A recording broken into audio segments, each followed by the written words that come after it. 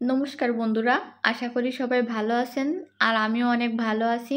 আরও একটি মজার নাস্তার রেসিপি নিয়ে হাজির হয়ে গেলাম। আজ আমি আপনাদেরকে আলু আর নুডলস দিয়ে খুবই মজার একটি রেসিপি তৈরি করে দেখাবো। আর অল্প উপকরণ দিয়েই কিন্তু নাস্তাটি তৈরি করে নেওয়া যায় আর খেতে কিন্তু অনেক বেশি ভালো লাগে। ছোট থেকে বড় সবারই অনেক বেশি পছন্দ হবে। নাস্তাটি তৈরি করতে কিন্তু খুবই অল্প সময় লাগে। নাস্তাটি তৈরি করার জন্য আমি এখানে আলু নিয়েছি আর আলুগুলো সিদ্ধ করে নিয়েছি। আমি এখানে দুইটি বড় সাইজের আলু সিদ্ধ করে নিয়েছি। এবার হাত দিয়ে আলু ভালো করে মেখে নিতে হবে। নাস্তাটি তৈরি করার জন্য আমি এখানে দুইটি আলু নিয়েছি। আপনারা চাইলে কিন্তু একটি আলু দিয়েও নাস্তাটি তৈরি করে নিতে পারেন।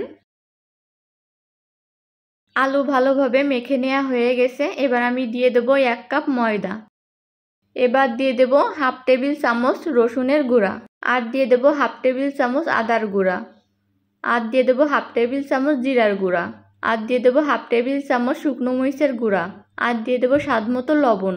এবার দিয়ে দেব কুচি করে কেটে রাখা পেঁয়াজ, আর দিয়ে দেব কুচি করে কেটে রাখা কাঁচা মরিচ। এবার দিয়ে দেব ধনিয়া পাতা কুচি, আর দিয়ে দেব সামান্য পরিমাণে কালো গোলমরিচের গুঁড়া।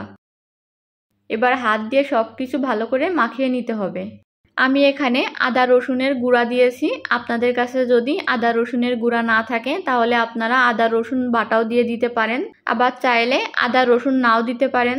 আর নাস্তাটি তৈরি করার জন্য আমি এখানে ময়দা নিয়েছি। আপনারা চাইলে কিন্তু আটা দিয়েও এই নাস্তাটি তৈরি করে নিতে পারেন। সব কিছু ভালো করে মাখিয়ে নেওয়ার পর হাত ধুয়ে হাতে একটু তেল মাখিয়ে নিয়েছি। এবার অল্প করে আলুর মিশ্রণ নিয়ে হাতের সাহায্যে লম্বা করে শেপ দিয়ে নেব। আপনারা চাইলে কিন্তু যে কোনো শেপ দিয়ে এই নাস্তাগুলো তৈরি করে নিতে পারেন। আমার একটি তৈরি করে নেওয়া হয়ে গেছে। এবার আমি নুডলসের ভিতরে ভালো করে কোট করে নেব। কোটিং করার জন্য আমি এখানে 2 প্যাকেট ম্যাগি নুডলস নিয়েছি, আর নুডলস আমি হাত দিয়ে ছোট ছোট করে ভেঙে নিয়েছি। আমার সবগুলো নাস্তা তৈরি করে নেওয়া হয়ে গেছে। এবার নাস্তাগুলো আমি ভেজে নেব। আর নাস্তাগুলো ভাজার জন্য চুলায় পরিমাণ মতো তেল ভালো করে গরম করে নিয়েছি। এবার একটা একটা করে তেলের ভিতরে দিয়ে দেব। সবগুলো তেলের ভিতরে দেওয়া হয়ে গেছে। এবার আমি উল্টে পাল্টে নাস্তাগুলো লাল করে ভেজে নেব। আর চুলার আঁচ আমি মিডিয়ামে রেখেছি। আর চুলার আঁচ কিন্তু খুব বেশি দেওয়া যাবে না। আর চুলার আঁচ যদি খুব বেশি থাকে তাহলে নাস্তাগুলোর উপরের পাশ তাড়াতাড়ি হয়ে যাবে আর ভিতরে কিন্তু কাঁচা থেকে যাবে, আর সেক্ষেত্রে কিন্তু নাস্তাগুলো খেতে একটু ভালো লাগবে না।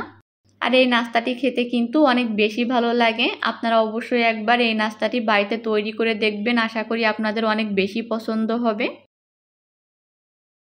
নাস্তাটি আমার উল্টে পাল্টে ভালো করে ভেজে নেওয়া হয়ে গেছে। এবার আমি একটি প্লেটে উঠিয়ে নেব।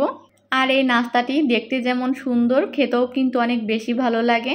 বাড়িতে যদি কোনো অতিথি আসে আপনারা ঝটপট কিন্তু এই নাস্তাগুলো তাদের তৈরি করে দিতে পারেন। দেখবেন তারা খেয়ে অনেক বেশি প্রশংসা করবে। সবগুলো তুলে নেওয়া হয়ে গেছে। আর আশা করি আপনারা দেখেই বুঝতে পাচ্ছেন যে নাস্তাটি খেতে কতটা মজা হয়েছে। আর নাস্তাটি খেতে কিন্তু সত্যি অনেক বেশি মজা হয়েছিল। আর আমার চ্যানেলে কিন্তু অনেক মজার মজার রেসিপি দেয়া আছে, আপনারা চাইলে কিন্তু দেখে নিতে পারেন। আশা করি আপনাদের অনেক ভালো লাগবে রেসিপিগুলো। আজকের মতো এখানেই বিদায় নিচ্ছি। সবাই অনেক ভালো থাকবেন, সুস্থ থাকবেন।